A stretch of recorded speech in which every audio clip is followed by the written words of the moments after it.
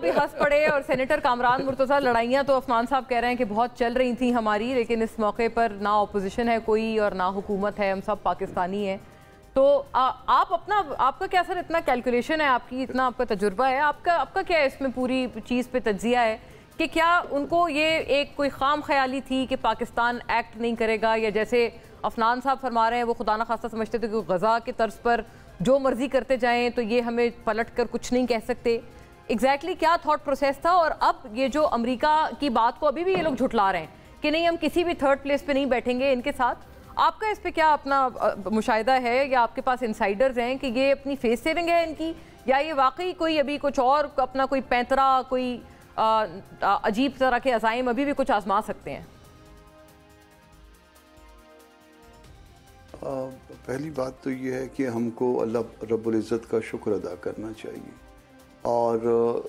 جس طرح سے اس نے ہماری نہ صرف عزت رکھی بلکہ عزت افزائی کی،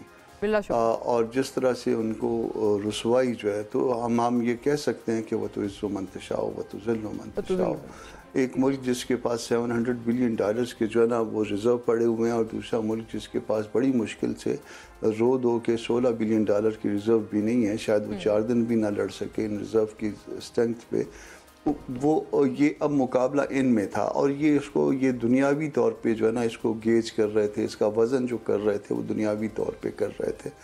مگر اس کو جس طرح سے جس خوبصورتی سے ڈیل کیا ہے پاکستانی قوم نے، پاکستانی اداروں نے، میرا خیال ہے کہ یہ شاید بہت ریئر جو ہے فنامنا ہے، اور اس طرح سے لوگ جذبات کی رو میں آ جاتے ہیں،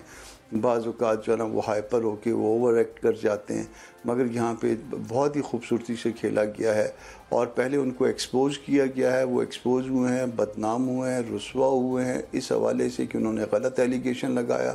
پھر دوسرا انہوں نے جارحیت کی، پھر جارحیت جو ہے نا ایک دفعہ نہیں کی، ایک سے زائد دفعہ کی، پہلے سیولینز پہ اور پھر اس کے بعد پھر ڈرون بھجوانے شروع کر دیے، وہ کھلونے بھجوا کے، اور پھر وہ 80 جو ہے نا اس کو مروا بھی لیا، اور پھر جو ہے نا خیال ان کا یہ تھا کہ شاید جو ہے نا یہیں پہ بات ختم کر